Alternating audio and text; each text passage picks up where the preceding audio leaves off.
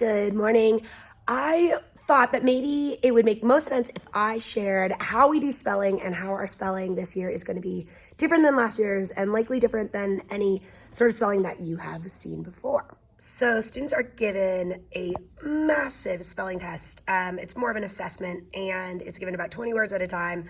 We are still working through it. I'm showing you my child's, and this is how it is tracked. We go ahead and correct them and then track them. The X's are where they've got it correct, and then incorrect, we write what word they have spelled incorrectly.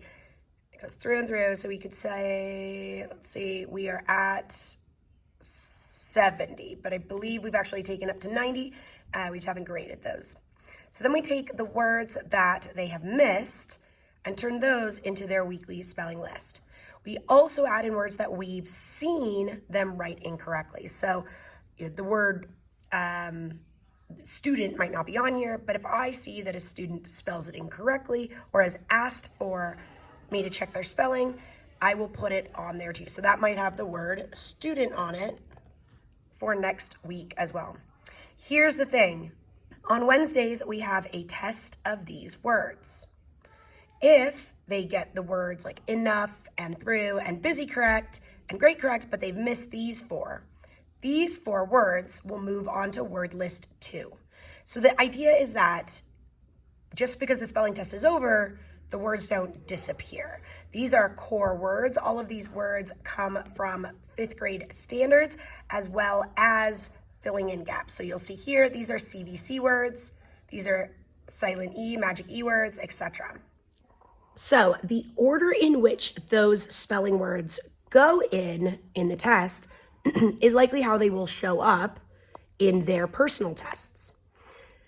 That is the order in which I am teaching spelling. So this week we talked about letter sounds, went over letter sounds. Next week is CVC E words, so magic E words, and that is the lesson that we'll have. So even if a student does very well, like I could see George got all his magic E words correct, he is still going to participate in our Magic E lesson, and there'll be extension there for him.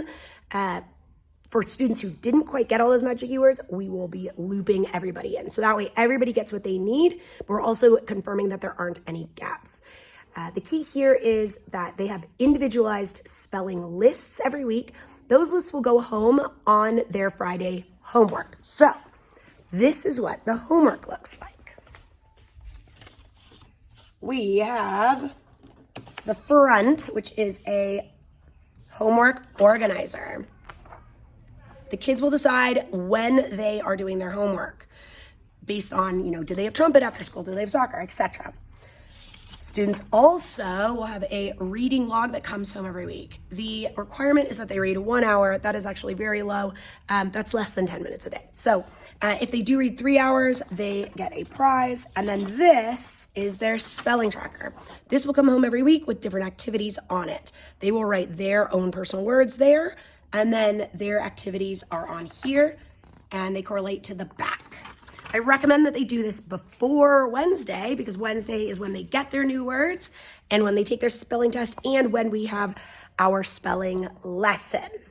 I know this is a bit different. I've taught this way before, and it's a really good way to make sure that words aren't just getting forgotten about. These words are keywords, especially these first about 20 are ones that are not words that they can decode. It's not words that they can encode very easily. So they need to be able to just spell these words pretty well.